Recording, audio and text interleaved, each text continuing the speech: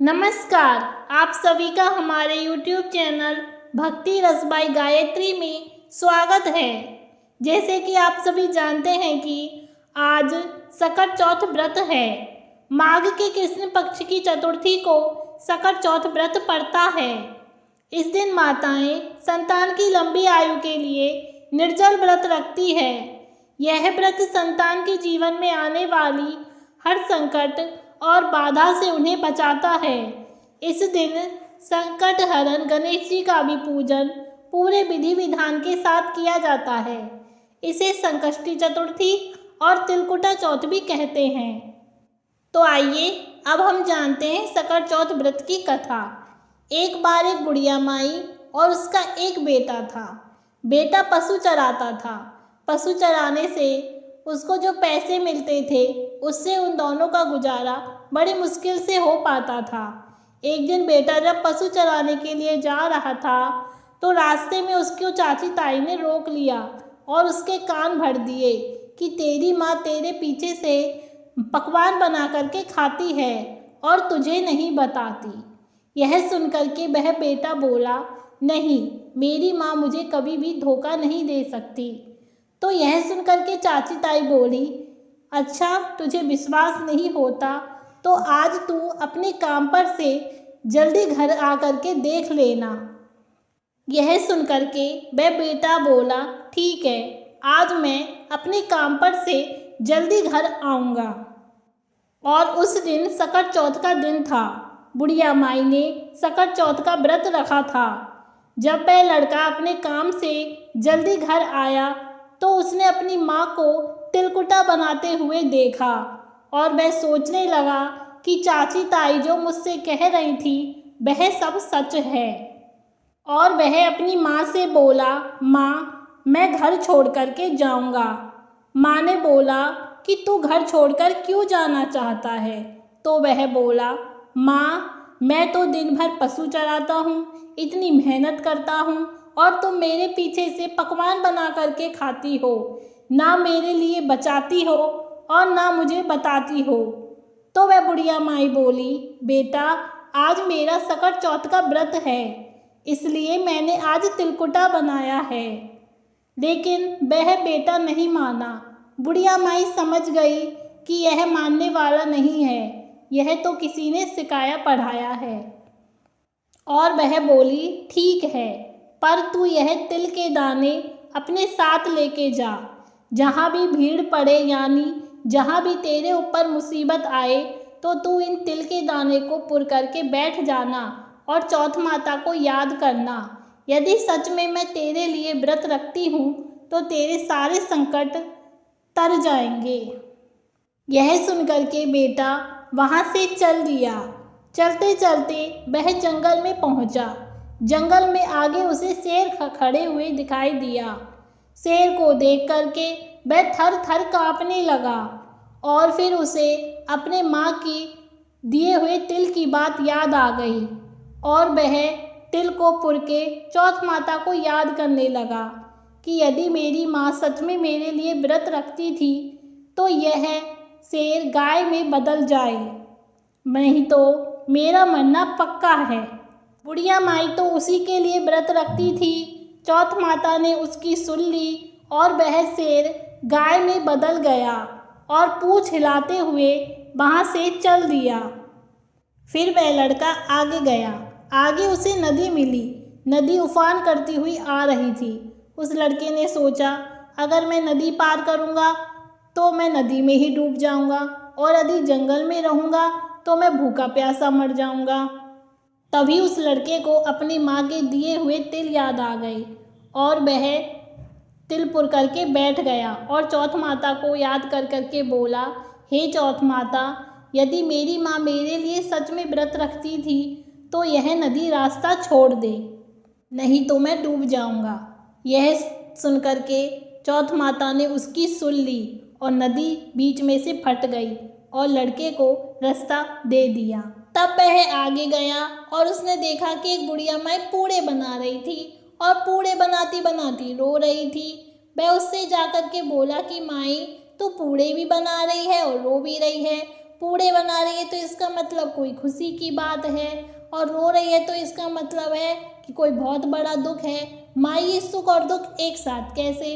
तब वह बुढ़िया माई उससे बोली कि बेटा, हमारे नगर में आव पकता है और उस आव में नगर के एक आदमी की बलि जाती है। आज मेरे बेटे का दिन है, मेरा एक ही बेटा है, इसलिए मुझे इसका बहुत बड़ा दुख है और मैं रो रही हूँ।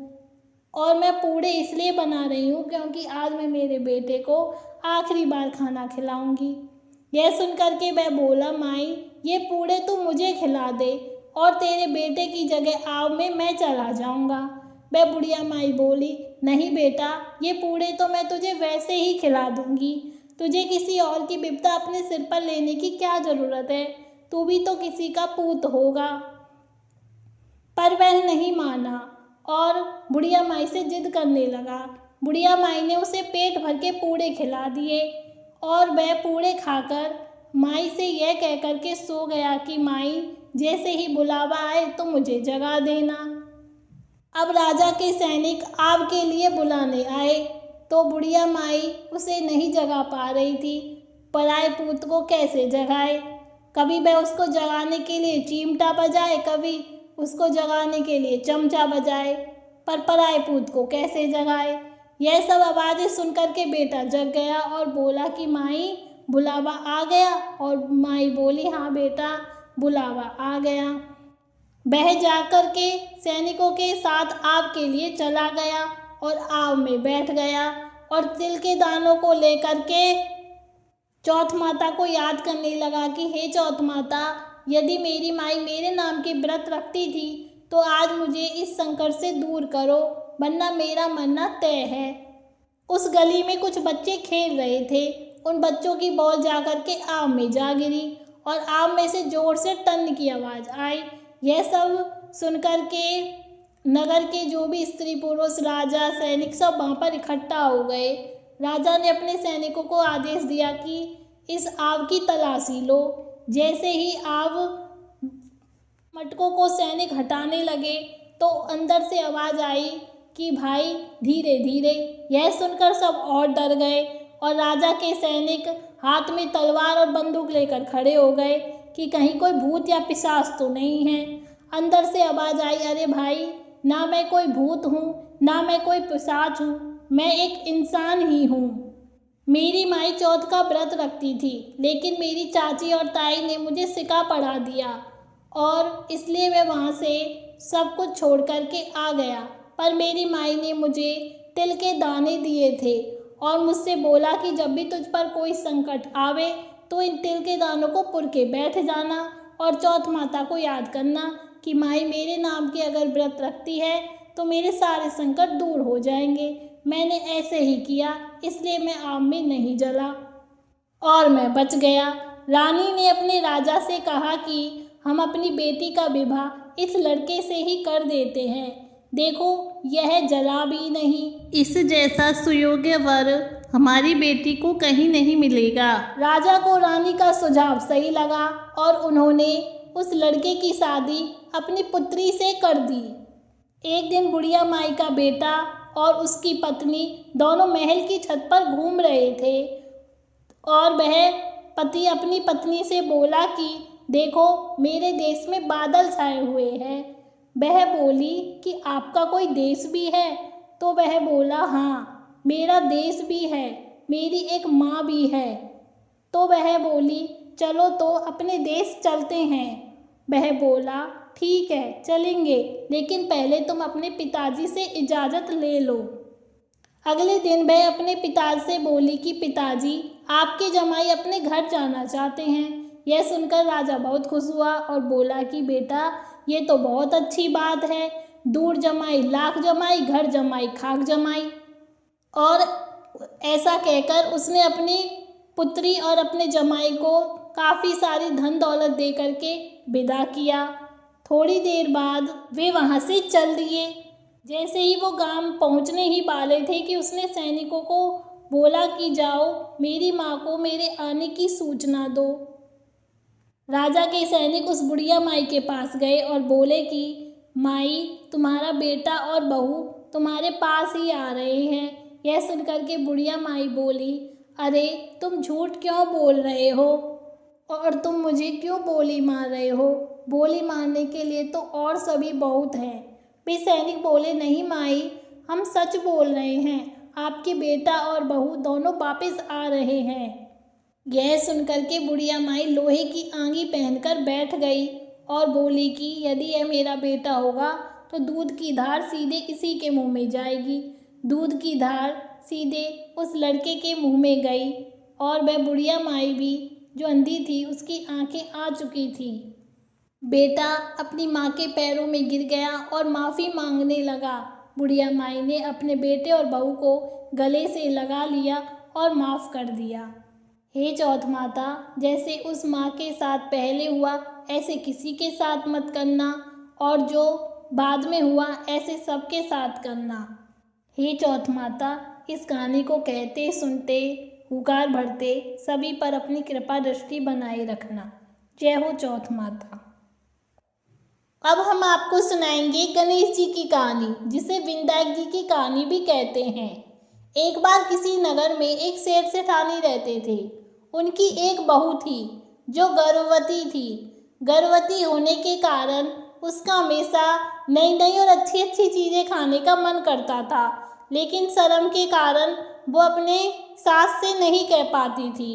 पास में एक गणेश जी का मंदिर था। वहाँ लोग तरह तरह के चढ़ावे लेकर के आते थे।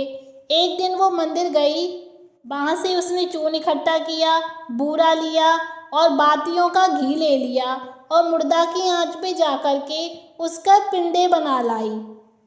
फिर वह मंदिर आई। अब उसने सोचा कि उसे कूटू कहाँ, तो गणेश जी की उस मंदिर में काफ़ी बड़ी मूर्ति थी उसने, और उनकी नाभि काफ़ी बड़ी और गोल मटोल थी।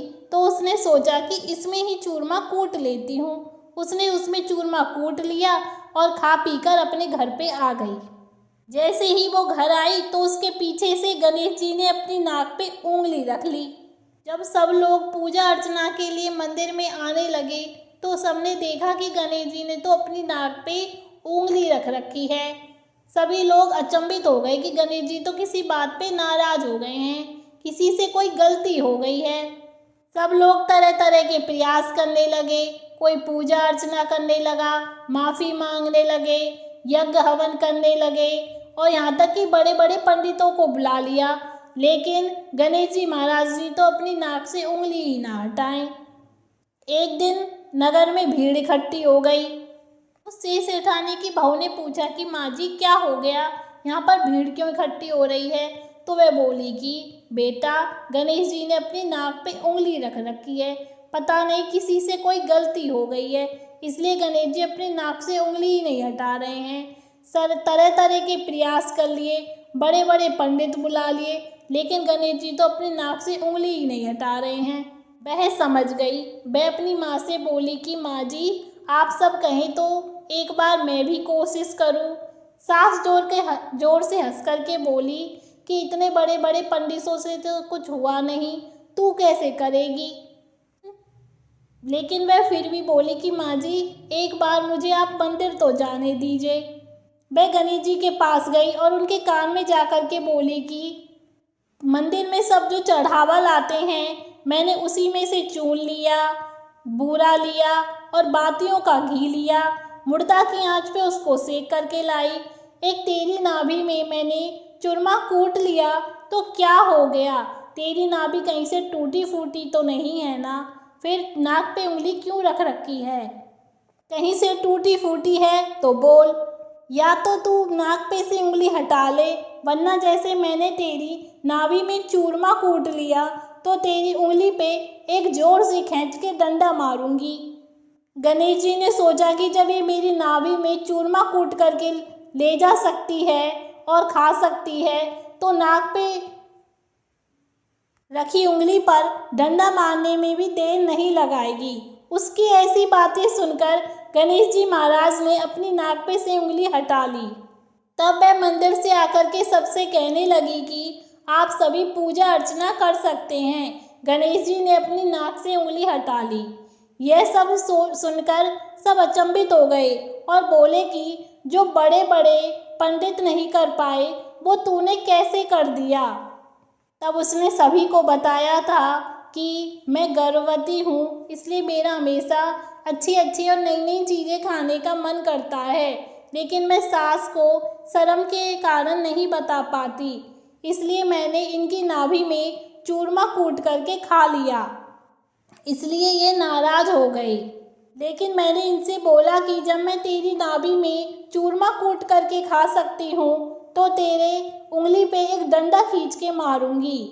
इन्होंने ऐसा सुनकर अपनी नाक पे से उंगली हटा ली। यह सुनकर के उस सेठानी ने सारे नगर में ढिंढोरा पिटवा दिया कि जब भी कोई स्त्री गर्भवती हो तो उसकी सारी मनपसंद चीज़ें बना करके खिलानी चाहिए और उससे पूछना चाहिए, हे गणेश जी महाराज, जैसे आपने उस बहू की भूल चूक को माफ़ किया, ऐसे सबकी भूल चूक को माफ़ करना और इस कहानी को कहते सुनते हुकार भरते सभी की मनोकामनाएं पूर्ण करना। चंदन की चौकी मोतीन को हार, जा पे बैठे गणेश जी महाराज। जय हो गणेश जी महाराज की। तो दोस्तों, आपको ये कहानी कैसी लगी कमेंट्स में ज़रूर बताएं और मेरे चैनल को लाइक शेयर एंड सब्सक्राइब करना ना भूलें। धन्यवाद।